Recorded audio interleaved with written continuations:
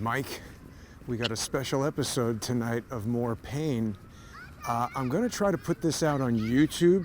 I don't know if you saw my tweet earlier, but I've been getting messages from Restream that they've been hit by what they describe as a powerful DDoS attack, and it absolutely affected Bishop Gator's show.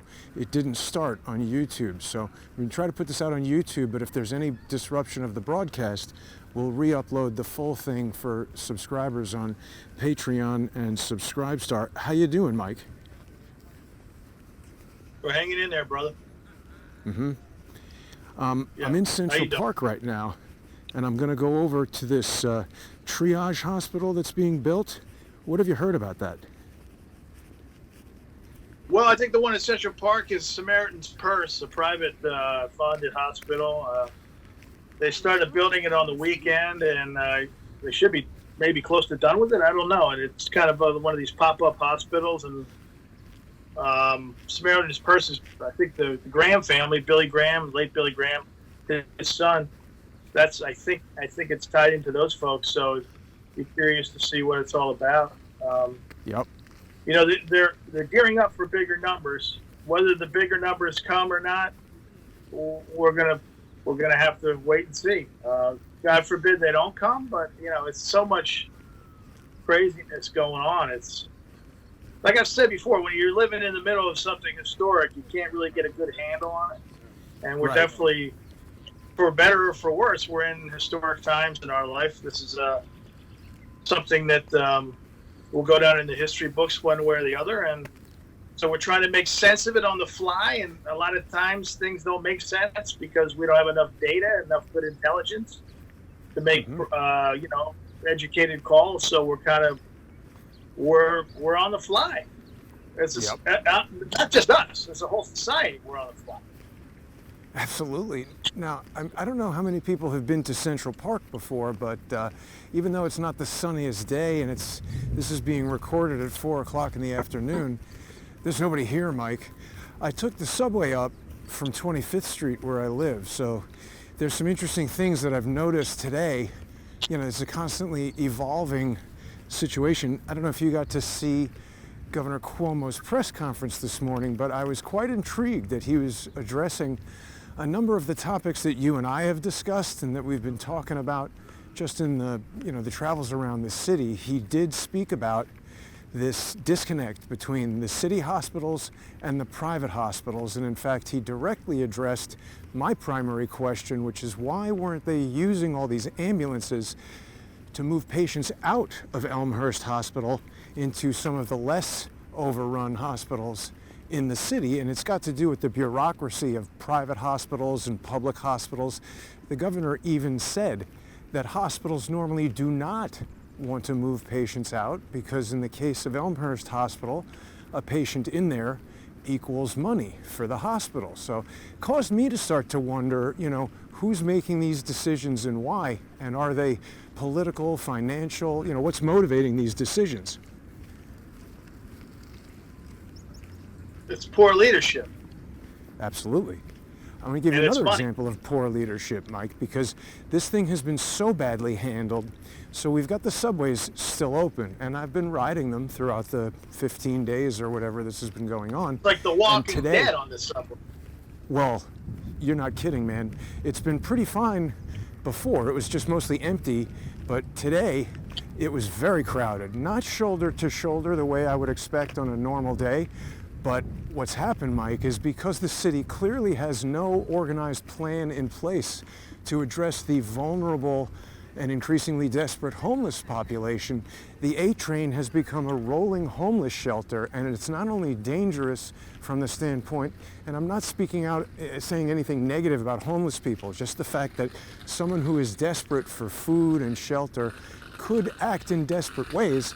But also, if we're trying to contain the spread of a disease, packing people who don't have proper bathroom facilities and shower facilities into a train, there were far too many people in there for anyone to maintain the 6-foot distance. So I don't think the governor or the mayor have a good plan in place for containing this illness. I don't think they have a good plan in place for keeping the economy going in the face of the illness, and I don't think they have a good plan for handling any of the sick people. They just seem to be very quick to dole out money to the Carpenters Union and the Javits Center and people who are probably going to support their future campaigns. Well, I mean, Cuomo is out of his mind. He thinks he's running for president, and he may be, for all we know. This could be, Right. all these press conferences and everything. He's certainly not getting anything done with these press conferences every day. Right. New York City is a battlefield. The death rate is rising in New York City, and he's worried about hospitals and things like that. Where was he when St. Vincent's Hospital closed? Right. He wants more hospital beds now. The place was around for 100 years down in Lower Manhattan. They sold it off to some rich pricks to build condos and apartments. It's like, what? Like, what happened to your hospitals? You fleeced your hospitals. And now you're worried about building hospitals at the Javits Center. You got Right. the USS Comfort comes in to handle your non-coronavirus medical emergencies. And now you have to build fucking theater in the park hospitals because you weren't worried about people selling off national landmarks. St. Vincent's was like a national landmark, and I mean, I remember St. Vincent's was like the place to go, one of the places to go during 9/11, Definitely a big hospital in downtown Manhattan. And to be fair, I'm pretty sure he was Attorney General when that happened, and I think Eliot Spitzer was governor. But same asshole, different. It's all like the same thing. It's like, okay, well, you knew you had a problem. You knew you were losing beds in the city, okay? Right. So, and you knew this was going to happen. New York Right. City is a port of entry to the world, from China, from all over the place, to and from. You knew this stuff was going to happen, right? So, what's going on here? Like, these guys are they always could have like anticipated. Right. they're always behind because they're so feckless. None of them really ever had a job. They go to law school, they kiss ass. In Cuomo's case, his dad was the governor. Come on, I mean, like this guy never ever had a job. And then like De Blasio and Cuomo, I mean, we can sit here and bitch about all that. These guys are dopes. What's their real world experience besides pontificating talking points of insane liberals? You know what I mean? They don't have any experience. Yeah. So when there's a crisis situation, like, it's really unbelievable. There are, and there were, and there still are patients in New York City hospitals all throughout the city that need ventilators, and Cuomo was hoarding them, sitting on a stockpile because he was trying to get free ventilators, free medical supplies from the federal government, like a hobo. He might as well be on the fucking subway with these hobos. You know what I mean? Yeah. It's ridiculous. I'm trying to find this tent place, and I can't seem to locate it. Yeah, Mike, did you see that statements made by Mayor Bill de Blasio made their way all the way to, I think it was the Daily Mail, which is a British tabloid, saying that the mayor is calling for more ambulances. But I mean, as recently as yesterday, I've documented nothing but idle ambulances sitting there on the street. What the hell is he? I mean, how is it that I have a better handle on this situation than the mayor and the governor? When's the last time the mayor was out of his mansion? The guy's hiding in there like a big pussy. This guy was, don't forget, he was on TV saying, don't worry about it. It's like the flu, you can hang out in large groups. Don't worry about it. It's crazy. There's a panic over this thing. Hang on one second, This Mike. for weeks. Excuse me. Do you know where that hospital is that they're setting up? Here, no. Up there? Go ahead. Thanks. Go now. Sorry, Mike. No. Go up and then down. Mike, can you hear me? She's like running away. She's running away from you. She thinks you have the virus. De Blasio was telling people, De Blasio was telling people, don't worry about it. You guys can go out. It's like the flu. And he had his health robots up there at a press conference, go out drinking at St. Patrick's Day, don't worry about it. And now it's in a, and people are like, oh, okay, this guy says it's okay. And now it's like a panic. So, I mean, when I talk about poor leadership, you talk about money, right?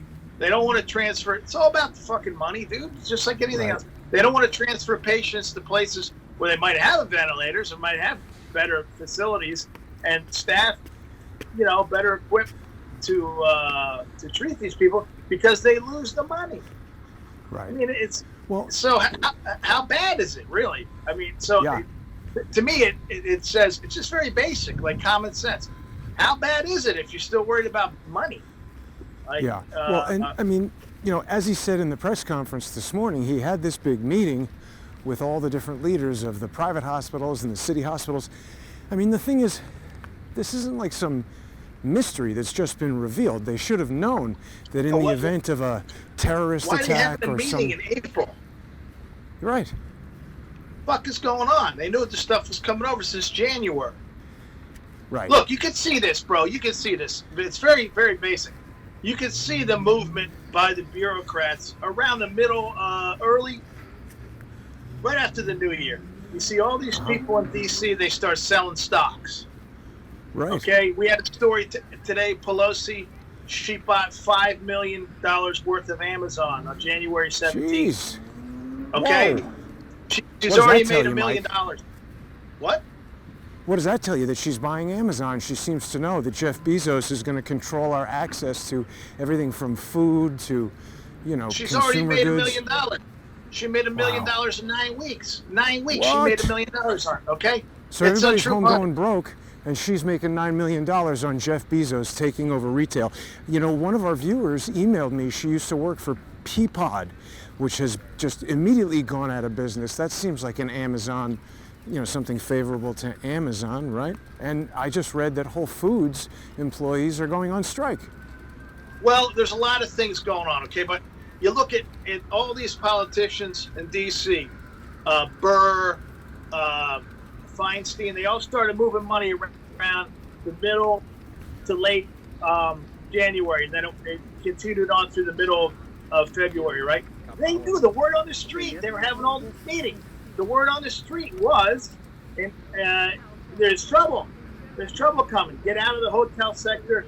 Get out of the travel sector. Get into the Amazon sector. Get into the Facebook sector.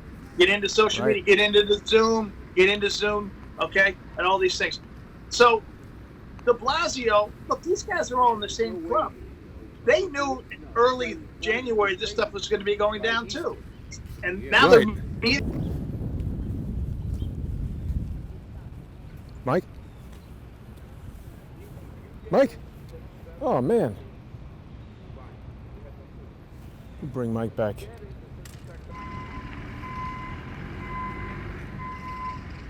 What's going on? Okay.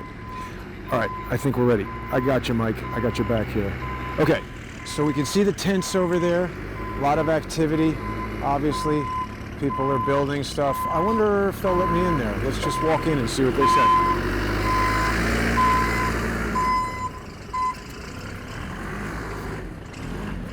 One thing I see is your jacket. Oh.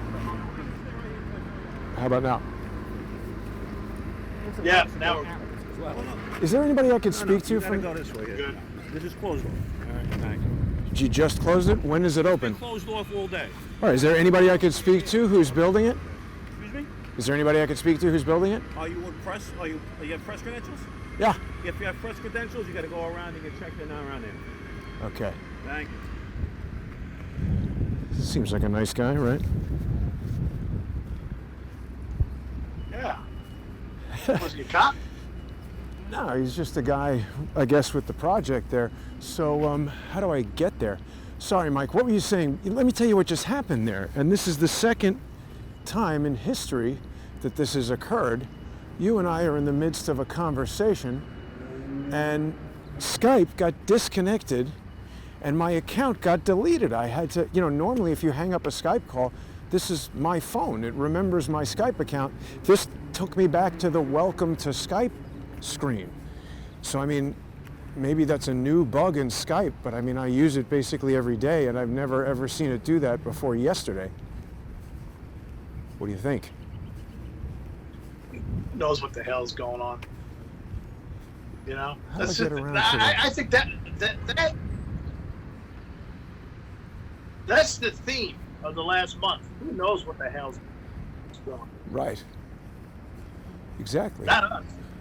Not us. This is the most inaccessible hospital. I mean, this is kind of a stupid place to put it, if you ask me. I guess people won't be walking to it, but I don't know, Mike. I mean, you know, we've got de Blasio asking for more ambulances. We've got Cuomo having, you know, strategy meetings 2 weeks into this when we hear from doctors that people are dying. Why didn't they, after Hurricane Sandy or 9/11 or, you know, just anticipating a disaster where hospitals could reach capacities, particularly in light of all the complaints we've heard about reduced hospital capacity? Oh, you're gone again. Oh.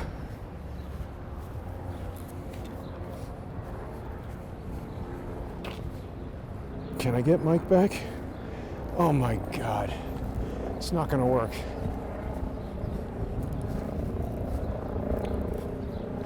That is so annoying.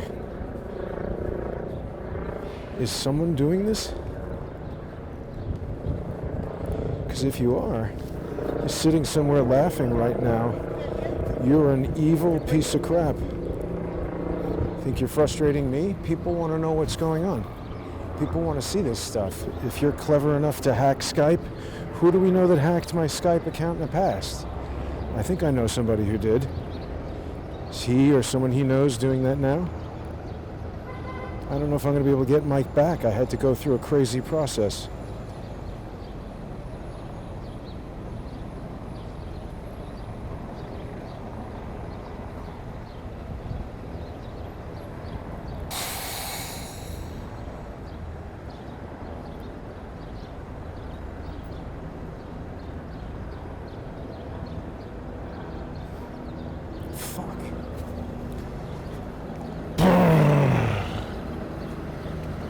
So that's not going to work.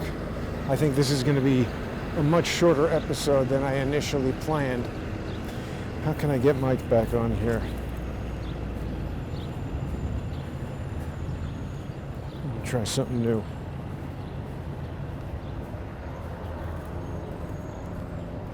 Oh.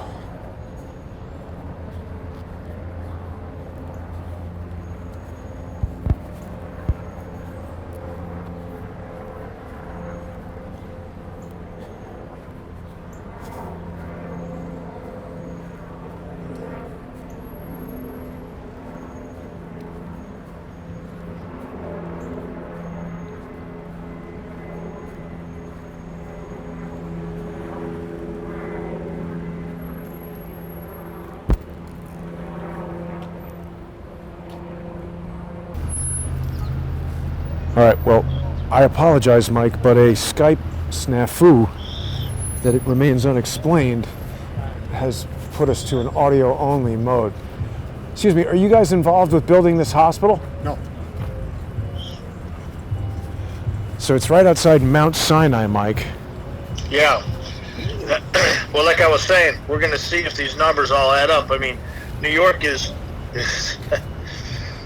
there's a lot of numbers coming out of New York, man. They got big like what? problems. What? Like what? What kind of numbers? No, I mean, as far as the amount of cases, you know, compared to other parts of the country. Uh-huh. Fucking lot of cases in New York, and you know, it's weird. I saw like the governor was on.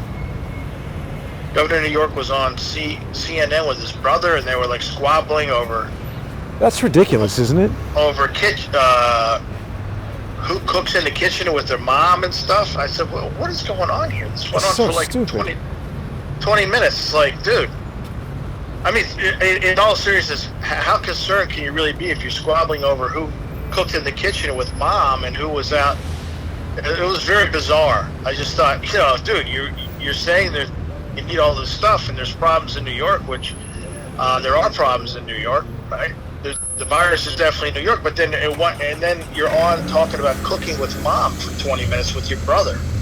Then the next day, today, your brother says he has coronavirus. Right. What the fuck is going on here? It's like weird stuff. I agree. I don't know. Anyway, so for people to get a handle on this, Mike, we've got, our big Mount Sinai hospital right here, and I guess this makes sense. So this triage hospital is right out here next to it, and people who have non-coronavirus, I guess, are going into this, or did they say? I don't know too much about it. I know this thing just popped up, you know what I mean? So, Right. I'm getting a lot of information on a lot of different places. You get a lot of misinformation from the newspapers in New York, but not a lot of information. Yeah, there's a lot of traffic out today, and here is a Billy Graham truck. It says Billy Graham Rapid Response Team and Samaritans Purse Disaster Relief. So that's nice of those people to be doing this. But I mean, again, I just think from the governor and the mayor's standpoint, here's another ambulance, Mike, that does not have the lights on, and this guy seems to think he's going out. Hunter ambulance, and that's doing nothing. Yeah, I don't know. It's very difficult to get across because they've got the sidewalk closed, and then this is like the first street I've seen in Manhattan in 2 weeks that has a regular level of kind of Manhattan-style traffic on it. So let me try to make my way through here. But, I mean, from where I stand, Mike, I think that the priority would have been to make sure that the existing hospitals had the best distribution of available equipment, and that hospitals with low capacity were taking in patients from hospitals that were close to capacity, particularly this Elmhurst thing. I mean, it was known Thursday. It was so bad that the New York Times knew it was a problem. How the hell does the governor and the mayor not know? Isn't Cuomo from Queens? I don't know. I think he's from Queens originally. Like, how do you not know what the hell's going on? Not only that, but here's the thing. They're sharing ventilators. They got 2 ventilators, 2 patients to a ventilator. He's proud of that. They got 2 patients to a ventilator in the city while he's sitting on fucking ventilators. What is going on? I said yesterday, how many people died while Cuomo lied? I mean, what's going on here? And I thought Barr was good. And I'm being a prick because that's just like the way I am this week. I'm being a prick. I'm becoming more and more of myself. I've been like, kumbaya, let's hold hands, let's listen, let's stay inside, let's follow directions. But becoming more of my prickish self. Like, I thought Barr was going to prosecute people who were hoarding medical supplies. How about the fucking governor of New York, Barr? Yeah, he should. Put So down they the don't want me cheesecake. going near it, Mike. You can't even get near it. It's not open though yet, right? It's not open, and I mean, it just seems like they're building a tent. Let me see if I can talk to these guys at all. Hi, is there anybody I can speak to about the construction of the hospital? I was asking him. Oh, okay. Well, you don't want to hear my answer? Well, he was already answering me, and you seemed like you wanted to throw me out, so we'll see what his answer is. No, it's not that I want to throw you out. So, Mike, it looks like there's a bunch of tents set up here. There's a lot of press here. A lot of people who I guess are from the Samaritan Purse organization working to set it all up. I mean, again, this is good that we're having this, but the city's response has been really disappointing, that we've got a subway train filled with people while they've announced that they're going to give you a ticket if you stand closer than 6 feet to somebody. Here we go. This might be somebody to talk to me. Hi. Sorry, just a second. Sure. They're talking about giving out tickets if you stand closer than 6 feet to somebody, but they're running the subway so infrequently that each car packs up with people, and not enough space to get 6 feet away. They'll be looking for you and Charles. Hey, Hi, Both. I'm Jason Goodman. Got a show called Crowdsource the Truth. I just wanted to ask you about the hospital and when you expect it'll be ready. Yeah, well, my name's Melissa. I work for Samaritans Purse. Behind me, we have a 68-bed emergency field hospital, which is fully equipped and ready to treat patients who are stricken with the coronavirus. This emergency field hospital includes a respiratory care unit, and there's also an ICU with 10 beds, so that includes 10 ventilators to be able to treat those who are in critical care. We are expecting to open tomorrow and start treating patients. As soon as we do that, our nurses and doctors and medical staff are going to be working around the clock to provide critical relief and care to those who are impacted by the coronavirus. And really what we're also doing here is just helping to provide hope to those who are experiencing this virus. We want to share the love of Christ in everything that we're doing, and we're looking forward to being able to partner with Mount Sinai Hospital and treat those who are experiencing this virus. It's really generous of you to do that, and thank you. Where have you come from? Are you from New York? Samaritan's Purse is based in Boone, North Carolina, the mountains of North Carolina. It's quite a trip. So we deployed as an organization from there, and we're an international Christian relief organization. We have Is that Billy Graham's team. group, right? That's correct, yes. So Franklin Graham is the president and CEO of Samaritan's Purse. And we have a team, like I said, of doctors, nurses, and paramedics, medical staff who are here on the ground. And those individuals deployed, they're volunteers, so they deployed from all over the country, and they're here in New York City to help those who are affected by the coronavirus. And when you say partnered with Mount Sinai, is the facility exclusively for overflow from Mount Sinai, or is it anybody who... So the hospital that you see behind me is going to be fully staffed and operational, functioning as a Samaritan's Purse emergency field hospital. So all of the supplies that are in here came from our facility in our warehouse. All the doctors, nurses, like I said, medical staff, they're volunteers with the ministry. And the patients, though, that we will be treating are coming from the Mount Sinai Hospital system. So whether it's the location that's right here in front of me or a location from another city within their network, we'll be treating patients from Mount Sinai's hospital. Did you see this article in the New York Times last Thursday where Dr. Colleen Smith from Elmhurst Hospital Center, which is a city hospital, not a private hospital like Mount Sinai, she was saying that it was apocalyptic and the hospital was overflowing. Is there an opportunity for patients at Elmhurst Hospital Center to come here, or it's got to be from Mount Sinai? So we are working in partnership with Mount Sinai Hospital. I understand. That's got more to do with the bureaucracy of hospitals in New York than what you guys are doing. You're generous in donating your time and doing all this work. So it's an interesting problem that the mayor and the governor should be addressing. Well, we're just here to provide hope to those who are affected by the virus. And so we want to share God's love in that way. We're providing the highest level of medical care to anyone who comes through our hospital. It's really sweet. How many people do you anticipate having in there on day one? Yeah, so it's a 68-bed hospital, and we'll be prepared for if it's completely full when we open, we'll be ready for it. So it'll depend on how many people are needing that care from us, but we are expecting to be full. Well, I'm just saying, it's Mount Sinai said, hey, look, we got like 30 people. They're coming in Yeah, on we'll be day ready one. for it. Are they overflowing right now in Mount Sinai? Do you know? So, like I said, we're working in partnership with Mount Sinai Hospital, just really here to help provide support to the needs that are in New York City, and just really that high influx of people that have been encountering the coronavirus. Those that have the virus, we're here to alleviate that burden. Okay, thank you very You much. guys are Melissa. private. Hey, one other question. Yeah, You one guys more are- question for Mike.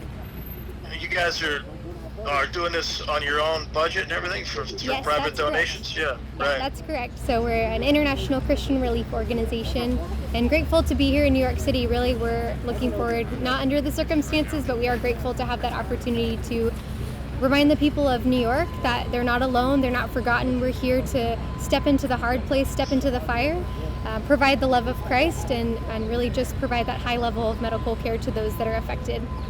Thank you so much for doing Thank that. you. Yeah, thank you. Good luck with everything. Thank you Bye-bye. very much. Thank you. Stay safe. Thank you. Thank you. Take care, guys. Mike, that was pretty good. I liked what she was saying, but I mean, again, it comes down to this problem of the politics of hospitals in New York.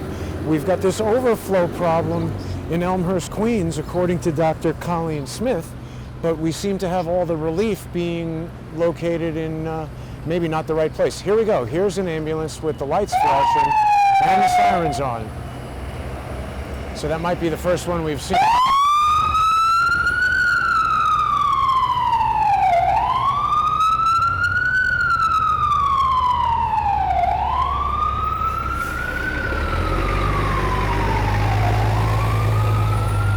So what are your thoughts about that, Mike? My thoughts about that are very, very basic, okay? This is stuff that the fucking city should have been doing. Right. They gotta have the Graham family come up from Boone, North Carolina, which is, it's a good thing they're doing, right? Yeah. It's a good thing they're doing. For sure. But I mean, I don't think these resources are being allocated properly. And you're right, it's not the fault of the Samaritan purse, it's the fault of the city. And it's also weird that we've got Mount Sinai Hospital setting up something so that, like, if Not really. I'll tell you why it makes sense. Because if you're running Mount Sinai, okay, and you're rocking and rolling, and if you're a top-notch hospital, you can't go to the fucking city and you can't go to the governor to get anything done. So you have to think outside the box. You say, hey man, let's get some field hospitals in for the private sector here. Right. Yeah. We can't depend on these idiots. These guys are idiots. We got to go through a box of red tape to get anywhere with these fools. Right. Let's just bring in our own folks. And if we got to pay the city a little rent for a little postage stamp Central Park, we'll do that. But we need to have some overflow. These guys aren't going to help us. Yeah. I mean, it's a bizarre way to handle this crisis. Yeah, but you have private sector folks too that have been offering hospitals and offering places like the CDC to help, and they're turned away by these feckless bureaucrats who say, no, we got it covered, mind your own business. Well, you don't have it covered. You don't fucking have it covered, right? And even the field hospital they build at Javits, and they want to build more, right? That's at one end of the city. There's like 5 boroughs. Right. Okay? You're not going to be trucking people from Staten Island down to the Javits Center. Right. What are you going to put the gurneys on the Staten Island Ferry? I mean, Now wait a minute, you just raised an excellent point as well, because when you think about the cost of doing something at the Javits Center versus, let's say, like a high school in Staten Island where you don't have tons of union labor, I mean, I'm not trying to be anti-union, but in a crisis like this, wouldn't it be better to have volunteers or, maybe union people or non-union people? I cannot get past the feeling that this is a gigantic cash grab that is not at all an efficient way to triage people who are supposedly dying by the truckful. Okay, so it's very basic. They're up and running at the Javits Center, right? Yeah. Why not bring the overflow from Elmhurst. Elmhurst or other hospitals, Presbyterian, wherever there might be overflow, where they say it's a battlefield, and hospitals in Brooklyn and Queens? Why wouldn't you bring them? You got ambulances sitting around. Why wouldn't you bring it over? Okay, so let's spread it out, right? Take the pressure off of these folks. There's something going on, like you said, and what Cuomo said too. It's about money. Yep. It comes down to money. It comes down to insurance too, right? Maybe some of these places, Mount Sinai, if you come in, you don't have the greatest insurance. Maybe your ass ends up in a tent. Right. Well, Mike, you're getting to something now because, Barack Obama made such a big deal about the Affordable Care Act, but the truth of the matter is, all that did was sell a whole lot of health insurance and create a gigantic market for health insurance by forcing everyone to buy health insurance. It has not done a good job. It's not a good fucking plan either. I mean, those plans are not good plans. They're very basic plans. They call them bronze and silver. They should be called shit brown and piss yellow. You know what I mean? It's pretty bad. You walk into an ER for anything, and it's $500 off the top. And then they say to you, bro, hey, man, like you could be all banged up with a busted arm, or your head could be bashed in and bleed from your head. They're like, hey, man, can you pay half of this now? It's like, dude, can I stop bleeding first? and then you can swipe the credit card. Right now you can swipe the credit card on my fucking scar tissue. You know what I mean? Well, but but we're getting to the these bottom. plans are bad, and not only that, bro. You brought up a good point. The hospitals that closed because of Obamacare. Right. The number of beds that they lost is staggering. Like I said to you before, these idiots create problems and then they swoop in to try to solve them. Right. The same fucking morons who create. All right, so just wait, curb the language because I got some kids around here. All right, well, the kids, it's tough to grow up in a pandemic, okay? It's the true. F-bomb's the least of your worries. Get out of here. Get some bubblegum cars, go hide in your house like everybody else. But we're closing in on a real issue, Mike, because this is how they handle everything, right? They got Obamacare, which sounds great and gives them good talking points to say that everybody has insurance, but wouldn't it have made more sense to restructure the healthcare system such that it's more efficient and it costs less? How much of a loss of efficiency is there or how many people are dying because they don't have the right kind of insurance to go to the right hospital? Like the whole thing's a scheme. Look, I got federal agents who say, are the kids gone? Can I be myself? Or I gotta be like, oh, yeah, the kids are gone, yeah. All right. Fucking kids. Go inside and hide with your parents. Do some chores, little pricks. Little pricks run around the street. Anyway, I got federal agents going to Mexico and retiring saying, I'm paying like $135 a month down here, and insurance is pretty good. Huh. You know? So, yeah, are you going to get, maybe a massive neurological operation in Mexico? Maybe not. But the hospitals are pretty good. And I know this sounds crazy, but these are Americans. These are expats saying, we're not paying $2,000 a month for insurance anymore. I'm on like a pension, a federal agent's pension. I'll go down to Mexico. I'll live down there. If some things get really bad, then I'll have to. Now they have also insurance through their pension. Okay, these are people who have U.S. insurance, but they don't want to pay the premiums. Right. Right, and they're getting it for less than you and I would through the pension, through the federal pension, right? But they're saying, I don't know, $135 is pretty good down here. If I need a prescription, it's like $5 or $10. Well, that's true. I think prescription drugs are a lot less expensive once you leave the United States. So the question, and it's getting into a much larger issue, right? But the problem is like I talked about on the podcast this week. The problem with a lot of this stuff that's going on is people now have the opportunity to sit at home and focus on some of these issues where they didn't have the ability to do that before because they were busy. And they're saying, hey, there's a lot of stuff going on here that doesn't make any sense. This defies common sense. And let's fix these things that defy common sense. The problem is you have these bureaucrats in New York, and I spent a lot of time in New York. I lived 2 years in 34th Precinct in Spanish Harlem, right? Know all about New York, and that's a gritty ass neighborhood, okay? Right. But like I said before, the people are good people. Sure, you might have to fight off a couple hobos with a stick every now and then. But who doesn't? But it doesn't make them bad people. They're just looking for Egg McMuffin or something. You know what I'm saying?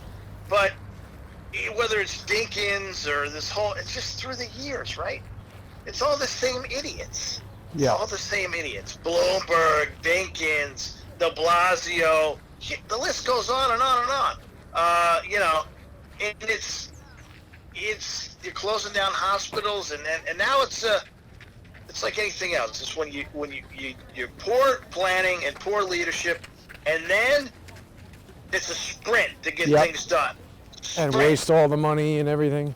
And whenever you make in life, whenever you're in a pressure cooker situation, right, you're going to spend more money than you should, and you're going to make stupid financial fiscal decisions that you wouldn't normally make if you took your time and you gave yourself the luxury of making sound decisions. And it's not their money anyway, so what the hell do they care? Well, and you're going to get worse results too because it's just not. Yeah. You know, it's unfortunate that, and I hope this doesn't play out in other cities the way it's playing out in New York. If when I see some people ramping up in other places, and if they have the ability to do that, it's not a bad thing because a lot of people have emergency plans. and things like that, they should be. This is what we pay for as taxpayers, right? Emergency preparation and emergency contingencies are something that we've already underwritten. It shouldn't be like this full court press to get stuff done, right? In a week, yeah. In a week. It's like, okay, what have these people been doing since 9/11? Right. I mean, fuck's sake, 9/11, it's like, 20 if years you didn't ago. wake up after 9/11 in New York City. Yeah, I mean, you'd where- think they'd have an emergency response preparedness plan that would include, I mean, look, if aliens landed and something that you literally could not anticipate occurred, okay, but they can't anticipate they've been saying, Bill Gates has been saying for years, why are they doing all this wargaming, for Event 201 and not thinking about the hospital aspect of it or what to do with Well, nerds? Gates is part of the problem, not the solution. Obviously. The guy's completely off his rocker. You see this, somebody always comes up to me or talks to me on the phone or sends me emails and says, hey, what's your opinion of Bill Gates? What's your opinion of these philanthropists and stuff? I said, these are people who get rich and then they are worried about their legacy. Right. Say, I have to leave something behind because I'm so rich and I'm so great.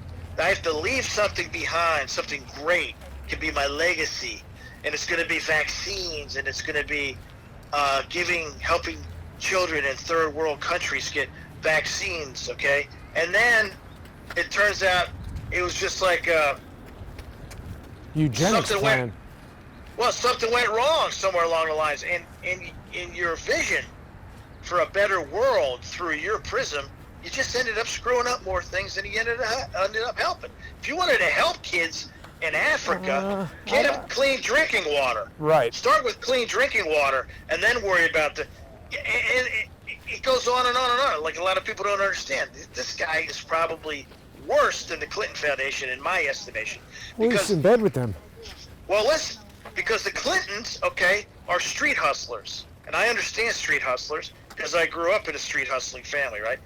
They're street hustlers, and if they can beat you out of a couple billion, they're going to do it because they came from nothing, because they're like hillbillies. And I say that in a nice way.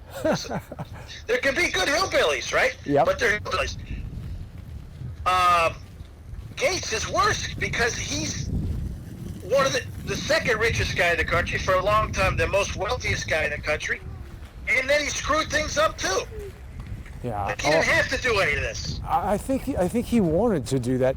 Did you see this thing, Mike, where I guess maybe last week or Sunday or something, Bill Gates was doing an Ask Me Anything session on Reddit, and somebody... Yeah. And he said he wants to start putting chips in people, and the chip will record your vaccination The chip will status. tell you whether you've been vaccinated Well, for but then coronavirus. how much of a stretch is it to say, oh, we're going to scan your chip to get you on the airplane, you haven't been vaccinated, you can't fly, you can't ride the train, you can't ride the subway, you can't get money from the bank, you can't go into the supermarket.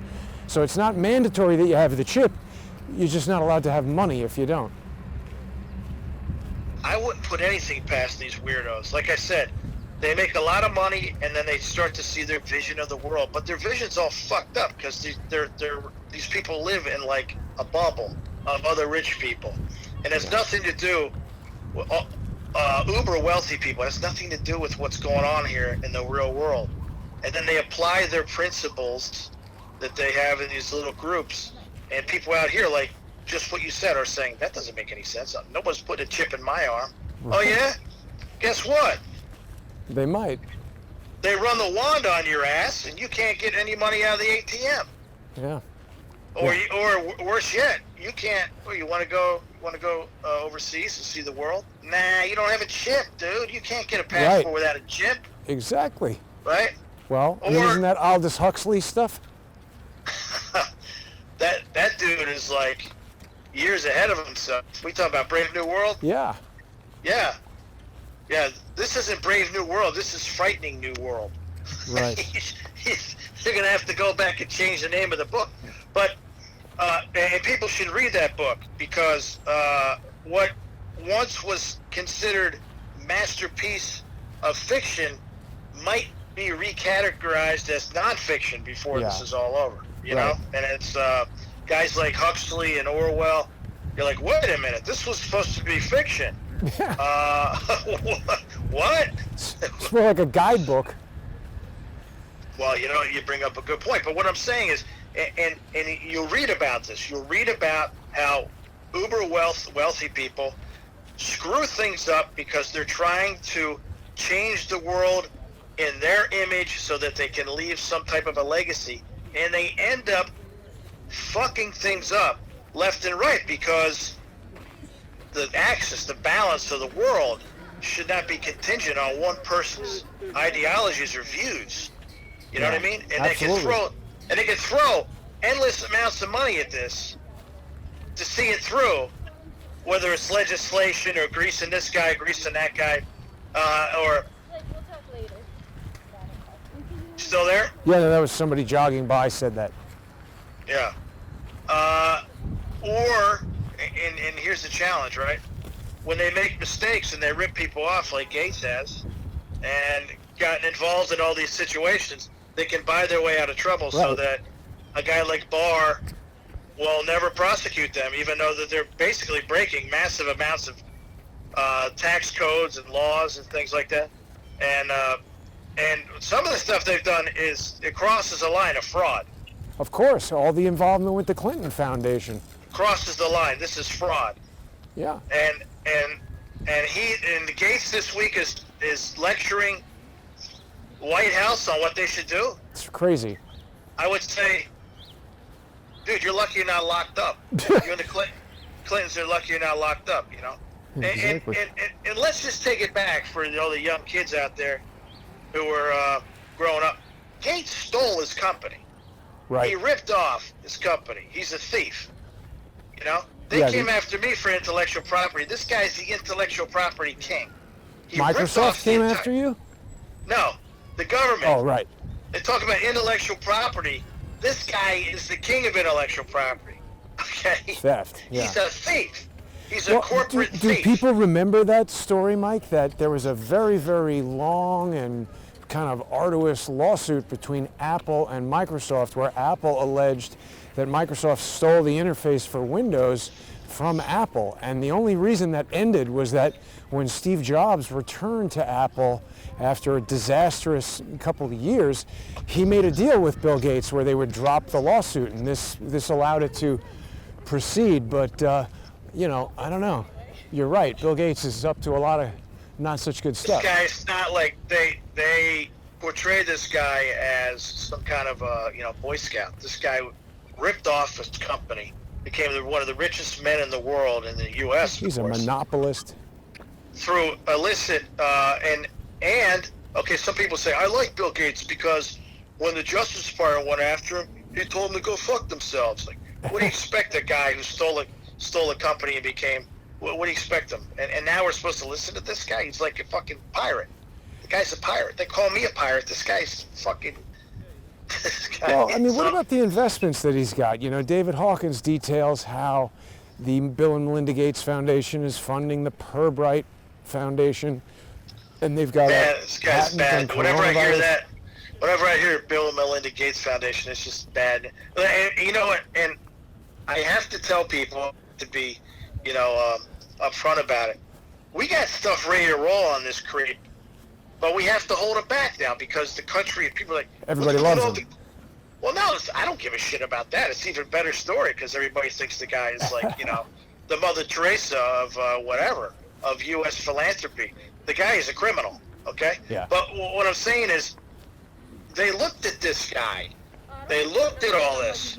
The FBI, the IRS, and they walked away from it. This is Billy Barr's group. People say, why are you sour on Barr? Because I know so much fucking more about what he did and how he let these people off than it hasn't come out yet. Because how you're gonna release a major story about a scandal while this is going on? Well, I was going to say, what the hell our country's, what's happening with our country? That's the story. Well, and I was going to say, if you wanted to make a short list of people who are extremely thankful for coronavirus, it's Bill Barr, because it's taken the heat off of him doing nothing with all of these, indictments that people are expecting. It buys him. Barr doesn't give a shit, bro. He's an institutional guy, establishment guy. He probably gets off on being able to play people. You know what I mean? Uh-huh. There's no intention of doing anything noteworthy except breaking little people's stones. Like they just busted some guy in Brooklyn because he was selling you there? Yeah, I'm here. Because he was selling some fucking surgical masks a little bit Oh, above. right. They came down on the guy because some doctor ratted him out that he had a warehouse, he had some stuff, right?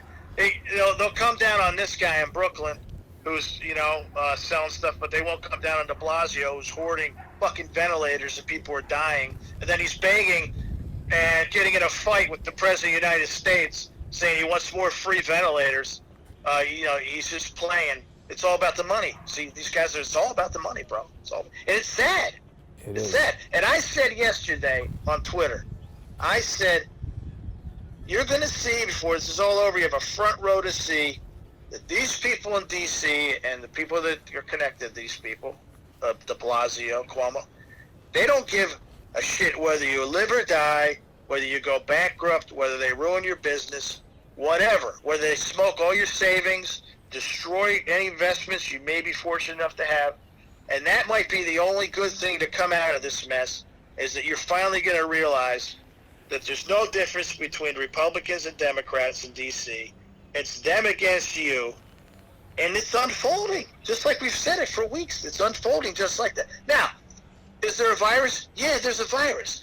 That doesn't mean you run outside and start locking everybody in a fucking house and threatening them if they come out of the house with arrest, and you can be 6 feet from somebody. What the fuck is this 6 feet? Well, I don't know how they're going to even do that because there's no cops around, and they're more interested in arresting you for standing 6 feet away from a person who might be totally healthy than they are in protecting people on the subway or making sure that people who are, clearly not bathed. And I mean, dude, it smelled like a toilet on the subway. I know, but okay, it's the subway, right? So it doesn't. No. I don't want to give people who haven't been to New York the wrong idea. Normally the subway is clean and safe. I'm saying it's not running on time. They're loading it up, and what have they? You made the point earlier. What have they done for the homeless? Nothing. What were the contingencies for the homeless? Where do you think they're going to go? Right. I'm not blaming them. I'm saying the city's not handling it. Yeah, and. Okay, like the other day was the first day of spring. It's still cold as shit out. Yeah. Sorry. Yeah. It's still cold out. I know. It's been like 30 degrees some days. And so where are they going to go? So that's where they're going to go because the subway's warm. All right. So they're going to gravitate toward that, right? And it's unfortunate. Everything that we're seeing play out is unfortunate. And I don't know where it's going. And I've said that before. And I don't think the people in charge know where it's going. Or if they do, we're not getting the full story. I don't think they know much of anything, but there should have been a plan. There should have been an emergency plan in place for something like this if it was, to handle the homeless people. I didn't get to say anything about this, but we were just checking out Cleopatra's Needle. I don't know too much about that, but we're pretty, I haven't been like in this section of Central Park specifically. There's a lot of interesting stuff to see that's not necessarily relevant to anything that we're talking about, but it's a nice backdrop while we chat. I don't know, Mike. I like I said, I haven't been to this section, so it's hard to say. It looks pretty empty, but this is maybe a little more activity than we've seen in other places around the city. Wouldn't it make more sense to make something like the Javits Center into a facility? I've said this before, but for the homeless people and maybe, like you said, Staten Island, Brooklyn, Queens, maybe places where there's less expensive real estate. If the schools are closed, I mean, they're public schools, right? Can't the city do something with that resource? Dude, you want a good idea? Yeah. Here's a good idea. All right. What about all the field houses where they play basketball? Right. Right. They already got this place. Nobody's playing basketball. University just closed. Open up your goddamn doors. Right? Yeah. Let's get some beds in there. And a lot of these universities have, like dorms? I'm thinking about Columbia, uptown, because I lived up there for 2 years, right? Uh-huh. They got the Armory right across the street from the hospital. It used to be like a homeless shelter. They converted it into a field house for track and field. Uh-huh. It's right across the street from the hospital, right? Uh-huh. Do some testing in there, right? Right. So there's a lot of other things. So the Javits Center, let's just talk about logistics because a lot of people don't know New York. What's the closest hospital to Javits Center? I don't know. Something uptown. It's uptown. Yeah. Right? Yeah. Javits Center's. Oh, no, it's probably on 59th. It's going to be Mount Sinai there on 59th. And where's Javits Center? 34th. Yeah. Yeah. 25 So that's blocks. 25 blocks away, give or take 2 or 3 blocks to the other side. It's Right. like, what? Yeah. Why the Javits Center? Well, There's actually, I got a call from a viewer. I've been in touch with a viewer who is, I won't say what industry he's in, but he explained that they chose the Javits Center because they already have all the pipe and drape to build the vestibules for the rooms, and they have the necessary equipment to lay 50 amp circuits to every room so they can have the necessary medical equipment, and they have the personnel who are used to setting up these sort of makeshift cubicles that they're normally doing for trade shows and expos. Teamsters. Exactly.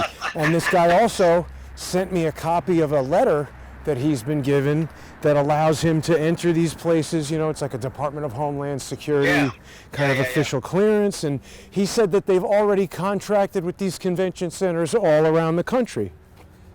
Well, I mean, this is what we're going to see. Now, I heard from a source today in D.C. That the reason that a well-placed guy, the reason that Trump decided to extend things to April 30th, because the numbers that he's getting is that by Easter weekend, there'll be 1 million cases. Really? Yeah. Not of people in the hospital, but 1 million cases of coronavirus in the country. And that's a significant jump from where it's at now. So, but there's a that's why critical problem there, Mike. Because we're hearing, there's 100,000 cases, there's this number of cases, but we don't know, compared to China, how many people have been tested. Like, if you test, do 50% of people have coronaviruses in them all the time, but aren't going to get this pulmonary acute sickness? Like, You mean there's a lack of a control, you're saying? Right. We have no idea what these numbers mean. But we have no idea how many people might even have the more, serious strain anyhow, because the CDC played grab ass for weeks. Right. There was no testing at all. Right. Also, somebody else was telling me about the inaccuracy of the testing. Yeah, and what's even more, I don't even know if it's public, but from talking to people, what's even more egregious is the World Health Organization, which has a test that works, offered the CDC, said, all right, your tests are messed up. You need tests. We'll send you a test. They said, don't worry about it. We'll figure it out. That's crazy. I'm getting a little lost here. I gotta head back up. So there's dangerous little nooks and crannies here that if you get surprised at the wrong time of day. But okay. It could be bad. Yeah, anything can happen in the city, man. Right. So there's a lot of stuff that hasn't been thought through. There's a lot of questions that still require answers. And I mean, every day, it seems like Andrew Cuomo is spending more time doing press conferences than making sensible decisions. Why is he on CNN fucking around with his brother? Yeah, it's like a around? comedy routine. It's like a joke. It's like, what? First of all, they're brothers, right? It's all, at the end, they're still friends, right? They're obviously good friends. It's like a for the viewers going on his show, he's helping them out. But they're not talking about the stuff we're talking about. They're talking about spaghetti sauce, Italian food. I'd like to interview Andrew Cuomo and ask him what the hell he's doing. He's running for president. Well, guess what? He's doing a terrible job as governor, so let's hope he doesn't win. Yeah, but see, that's not reality to the base on the left. They think he's great. He's a hero, right? Dr. Smith. He's a hero. Dr. Smith supports him, even though he's making stupid decisions for patients, for doctors, for healthcare workers. Nothing he's doing makes sense. Here's what I want to know. Millions of dollars in New York state, not just the city. Hundreds of millions of dollars that go to Office of Emergency Management, right, since 9/11. Right. What the fuck were you people doing? Yeah, no plan. What was the NYPD doing? Because NYPD has people assigned to this, and they handle this. And they, just like in Jersey, state police handles that, right? So when the chips are down, what were you guys doing? What have you been doing since 9/11? You don't have a contingency for this? Right. Obviously they don't. We're seeing Everybody always says like, oh yeah, best city in the world, best medical system in the world, but we're seeing that that's maybe not the case. Well, no, there's a disconnect, right? These guys are rocking and rolling, these medical professionals, right? And then these idiots are behind the scenes making decisions for them, the bureaucrats. Right. It's apples and oranges. When you see the doctors like, hey man, what the fuck's going on here? So you interview a doctor and they say, look, we have a shortage of ventilators. This is crazy. And then to the public, that means, wow, the feds need to send these guys to ventilators. The doctors don't know that the governor is hoarding ventilators. Right. And then that comes out and the doctors are like, what the hell is this? How can you be hoarding ventilators? We got 2 people to a ventilator in a respiratory situation. Yeah. Not the best thing, right? No, it seems like they'd spread the virus. I mean, I don't know how that machine works, but obviously it's not the way they want it to be run. So he was boasting about the experiments they're doing where they're converting some other kind of pump to be a ventilator and they're doubling up the ventilators, and it's like, dude, I don't care about your science projects. Why don't you have they even addressed if there's been any effort to alleviate this apocalyptic situation that Dr. Smith was talking about? Haven't heard any more about it. Why? Like I said, he keeps doing these press conferences from these empty beds, the Javits Center. Right. You got the doctors and you got the beds. Let's get some people. Yeah. Well, what are you doing? What are you doing? I don't know. Right? And what? They don't have hospitals in Poughkeepsie. Yeah. Well, they spoke Am I about right? they spoke about the idea of upstate and all that, and he kind of gave that lip service. It seems like the general problem is that there's just not a system in place for dealing with a hospital overload, which, as we've been saying, there have been enough, major incidents in New York City, and just the fact that we're all like, we realize that something could happen. We should have an emergency plan. Like, what emergency plans do they have? It seems like there is just no plan at all. Well, it has to be. There could be plans. It's just not implemented properly. That's also fair. You can have the best plans in the world, but if you have idiots running the show, maybe good plans are developed and they're sitting there, and the people who develop these plans, this happens to. It happens in corporate America. You're saying, why are these people not doing what we prepared for? And that leads to a larger question. And unfortunately, without the time, you need time to be able to go back and say, wow, look at all the mistakes that were made. Why didn't they do this? Why didn't they do that? Right? Yeah. Things usually come out after the fact. They say, like, whoa, somebody comes out and says, hey, we had all these plans. They just didn't use them. Mm-hmm. So people are getting a view of Central Park right now, Mike. There's actually quite a few people out riding bikes.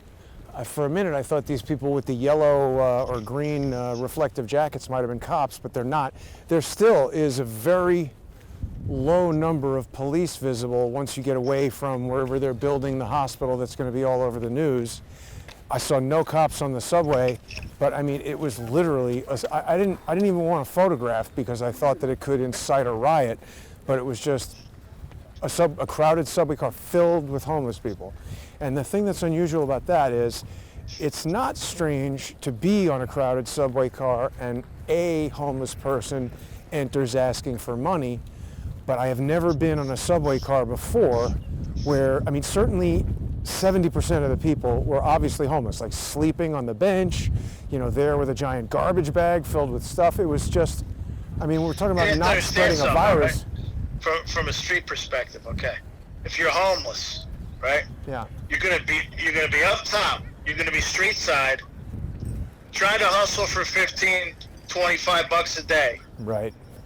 Nobody's out. You need 2 things. You need people on the street, and you need them to hand you some money, which is 2 big no-nos right now, right? Right. There's nobody on the street, and if there are, they're not going to be coming near the homeless guy. Well, they don't want to go near anybody. Right. So where you go? You go underground, you stay warm, you do the best you can. And then at nighttime, maybe you got to go on a little crime spree to make your money, or to get your food, if you're not getting food from the shelters. You know what I'm saying? The people on the subway didn't necessarily look like the type of people that were doing crime. They looked like the people that were barely hanging on to their lives, like literally all sort of sleeping and sitting there. And I'm saying, what has the city done to address this? Yeah, nothing. You have, okay, let's just take the homeless situation. Right. Okay? You have empty beds at the Javits Center, your trophy fucking hospital, right? Right.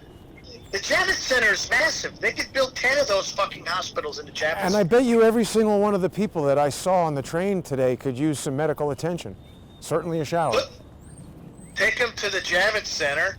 Make sure that they don't end up being goddamn carriers of this stuff Right. around the city. A bunch of contagion, like a movie, like a science fiction movie. Get them, test them. You got tests now, right? Right. There's nobody in this Javits Center. It's like the trophy hospital. Trump saying, "Oh yeah." There's a lot of Teamsters over there. I don't understand it. There's just general lack of common sense. Yeah, yeah. Now, if people have ever been to the boathouse here in Central Park, this is a really fun place to come when you're in New York and there's not a pandemic happening. This is where, you know, you see everybody having the romantic little rowboat rides. And I don't mean to say that in a way that sounds like I'm disparaging it. It is romantic and fun and a good thing to do. And we've got this lake here, but it's all closed up obviously now. This is kind of sad to see. Well, I mean, you know, it's a strange situation. I think there has to be less grandstanding and a little bit more common sense. Yeah, it's still political. In the city. You're talking about people making decisions, medical decisions about a hospital, number of beds based on money. Yep. You have beds. Now you have beds, right? Yep. And here's the stick in the ass to Samaritan's Purse, right? Yeah. If it gets bad, de Blasio says, no, Mount Sinai, I don't give a shit. That hospital, we're taking that hospital over. Samaritan's Purse, they get, right? If we got a problem in Elmhurst and you got 3 people in your spillover hospital in Central Park, you're getting 30 people. You got 10 ventilators over there. Sorry, you're going to have 30 patients today from Elmhurst. Right. Well, what's going on? Well, what's this and I don't want to say anything because she's there and she's, you know, their angle is not political. They're doing it out of their own pocket and they get good publicity out of it. Okay, that's why they're doing it. And they're I think those people are doing it because they really want to help people. They're a Christian organization. Yeah. So I'm saying they want to help people, but and they say, well, we're working with Mount Sinai. If I'm watching that interview tonight and I'm de Blasio, I say, work with Mount Sinai. Not anymore. You work with who we tell you to work with. This private branded hospital business is out the window. You got people dying. You know what? You know what it's about too? I'm sorry to say. Okay. What? People that are not familiar with the city. Elmhurst, Queens. Crappy neighborhood. It's not Manhattan. Right. It's not Manhattan. It's a different demographic. Well, I think people saw that even in my short time there. They could see that a lot of the people I was trying to talk to didn't speak English. You know, it doesn't look like a particularly fancy neighborhood. I don't understand. Isn't Trump from Queens? Yes, he said that even during his press conference when he was talking about Dr. Smith. So I'm standing here at this fountain. You're from Queens, and Cuomo's from Queens. What the fuck? You hear that guy playing the accordion? Yeah, that guy's gonna be playing. He's gonna need that accordion for a lung transplant in a couple of weeks. Yeah, they're gonna convert it to a ventilator day 30. He's gonna need that thing. You know, it's gonna be playing fucking. It's gonna be playing Dixie. Oh, Mike, it's so empty over here, man. This is normally. I mean, I've been here in summertime, and it's sad to see all this. I know it's sad to see, but listen, okay, these are extraordinary times, bro. It's extraordinary times, and New York is ground zero. I'm a little bit worried.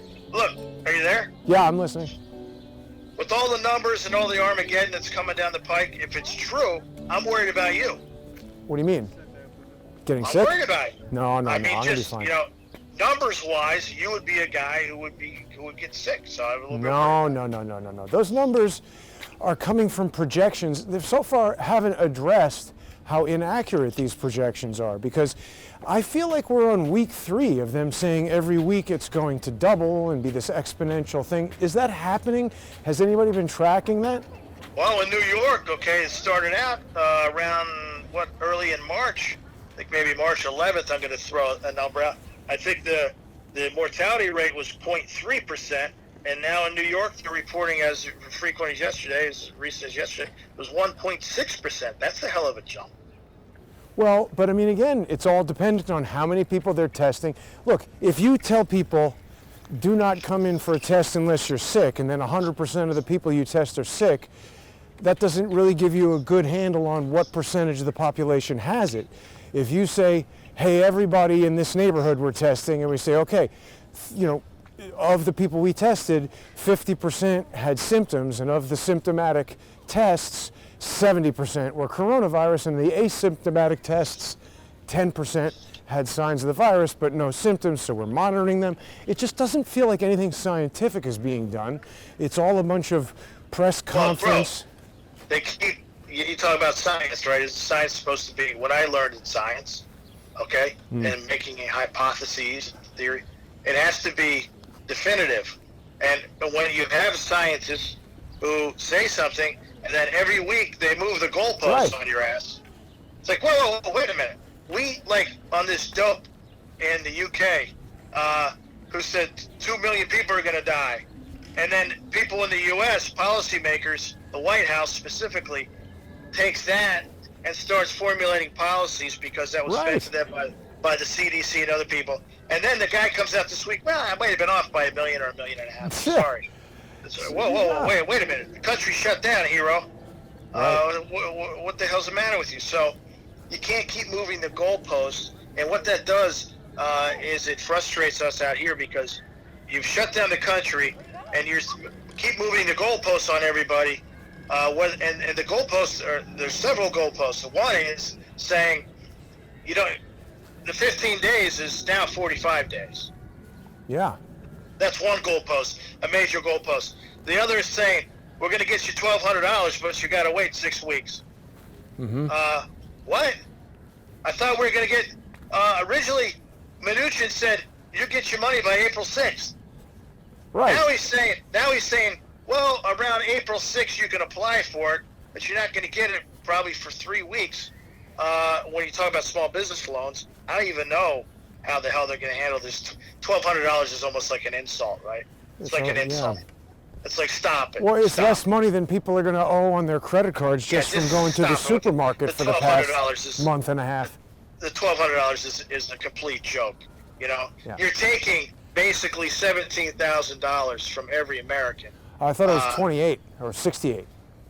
Well, 68 is basically for a family of 4. Okay, so you're taking 17 grand. Okay, times that by 4, you're in the neighborhood of $68,000, $70,000. Think about this.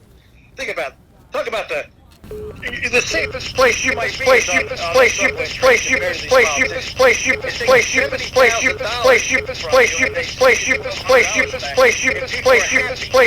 sorry, Mike. Something weird is happening. Hang on. It was a good walk around the city, and then we got a little bit of information down it. More information on the Samaritans Purse Hospital than I've seen in the media. Right. In New York. Where's the media in New York? That's what I want to... What the fuck happened to the media that I used to work in New York where people were hustling, man? I mean... To figure out what's going on, right? Oh, my God. Like, if you got in the way of a cameraman or something at a press conference, he would threaten to kick the shit out of you. There would be like skirmishes. Yeah, that still happens. Well, I'm saying, right? And reporters were out for blood to try to get a scoop, like Breslin and guys like that. Where I came up in this area, guys like Dwyer and I always say Pete Hamill, right? And those guys, what? And there were plenty of other guys besides those guys, but you look up to those guys when you're a young guy. But what? These guys are like sitting in their house saying there's going to be a morgue or something, and it's half right. Yeah, just doing it on Twitter, right? Yeah, it's like half right, and it goes national. Right. It wasn't even wrong address. Correct. Right. Stories aren't even correct. What are you doing? Who are you working for? Yeah. Who runs your paper? The government, or are you actually a reporter? See, Mike, this is why I was confused, because first I was looking for the thing in the Great Lawn here, because this said to me, all right, you got a pandemic. Central Park, let's build a giant tent hospital on the Great Lawn. I didn't know. You know, 57th or something. Is that what you're talking Well, about? yeah, but no. It was up at 96th over by Mount Yeah. Sinai, because obviously there's, a relationship there. I mean, maybe Mount Right. Sinai somehow facilitated permits or owned the land or who knows what, but I just don't get the sense that the politicians that run this city have come together in an organized fashion to try to save lives. They're just going on their brother's stupid news shows, talking about nonsense, playing politics so that they can get elected next, Here's election. a thought. I'm not trying to be a ball buster, okay? But let's just take the concept. You're right, and here's something based on that. And then we can think about wrapping this up. But based on that, okay, you got Samaritan's Purse coming in, right? They're not the only. There's other people. Right. There's other people besides Samaritan's Purse, right? Why don't you, as a leader, a so-called leader, whether you're a state leader or city leader, reach out to these other private entities, say, we need help in a park down near Elmhurst. We're setting up the same Right. thing. Right. We need overflow, Right. Or say, that's great, Mount Sinai. That's great, but now you're contracting with the city and you're getting 35 patients from Elmhurst fucking tomorrow. We're out street hustling, so we'll just wrap it up now. Yeah. This You're happens right. on You're the right. street when you're on the beat. You're right. Things It's no big happen. deal. There's Nobody's no gonna die. reason to You're get right. upset.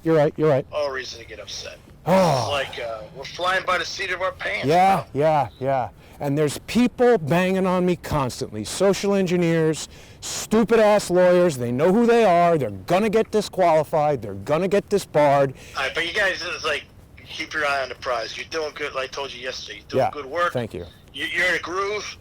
Don't get sidetracked. No. I'm done Don't with worry that. about I'm things done that with that. happen No, on the we're street. rolling. We're still checking out the park. Don't worry about things that happen on the street while you're hustling. This is fucking part of the hustle, Yep. right? What do they call it? Hustle and flow. This is part of the flow, man. Yep. Don't get sidetracked by that shit. Yeah. It's raw. It's fucking raw. It's great. Yeah. Okay? Thank you. It's great. It's great stuff. You're out walking around. People all over the world are seeing this shit. They want to know, and people are. I mean, it's crazy. Don't We worry got about technical difficulties. got and shit entire like that. dog parks totally empty. Little kids not going to school. It's just, what the hell is going to happen, man? They gotta get Gotta this. get your shit together. Absolutely. You gotta get this shit together. This is the whole world's watching. They're sitting at home watching. It's like, they didn't bank on that. Yep. They didn't bank on, now we gotta actually do something. And have a pretty piss poor track record of actually being effective. Yeah. Yep. But with better ideas than the city has right now. I know. Well, I got to tell you something. I really do believe that in the press conference that I was watching this morning, it does seem like Cuomo saw some of the videos we've been doing, because he's talking about exactly the same stuff we've been talking about for a week. I know, but he's months behind. He's months behind. He's fucked. He was years behind. This is stuff that should have been planned for, so that when it happens, they're ready. But instead, he's going on CNN. It's insane. When you saw what happened to that city, if you were there, when you saw what happened to that city in 9/11, 2 or 3 days after it, and then the months it took, but I'm talking about when it was still smoldering, right? Yeah. If you were there and you love that city and you haven't prepped for something, Right. every single contingency since then, something wrong. Or you're not implementing the plans that were created by other people who put plans together, and there's something nefarious about it. And you're beyond hope as a politician. I'm sorry. It's at least incompetent, I'll tell you that. I think it will come out like it always does later, and it's going to be more than incompetence. It has to be linked somehow financially, politically, financially. These people, they always fuck things up. That's constant. Yep. I'll just end with that. I hope people got something out of this show today. Yep. Walking right by Tavern on the Green. Is that still open as a restaurant? That has gone through various iterations. Well, it's gone through different ownerships and everything. But that's a right? very famous restaurant here in Yeah. the park. It's a brunch spot. Yeah. Brunch spot is, yeah. Yeah. All right, well, Mike, I'm almost back at the subway that I'm going to take to get downtown. And I've been trying to not be out at night because You get your ass back before it gets dark. Yeah, it's, I think that's when little some of the dicey. mayhem happens. I mean, normally on a walk like this through Central Park, to just see no police cars driving around, it's just not the way it works. There's usually cop cars driving up and down, It's about leadership, bro. parked on the side. Leadership. And the thing that does is, when you see a cop car every now and then, it just puts the idea in everybody's head that, well, the cops are around and I'm not going to do anything because they could show up at any second. But days and days and days of there being no cops around has the opposite effect, obviously. Well, in Philly, they're not even arresting you. Right, they announced that. They're releasing Yeah. criminals from jail, but they're going to arrest people for standing 6 feet away. Yeah. So, I mean, in Philly, you can do anything, and they'll take your picture and write your name down, and maybe you'll get a ticket a year from now. Yeah. That's insane. So, All right, Mike. Well, listen. appreciate it, bro. Yeah, great show, and take care of yourself over there in Philly. And too. we'll have to just see what happens another day here in New York. Thanks, brother. Take care, Mike. Thanks for watching, everybody.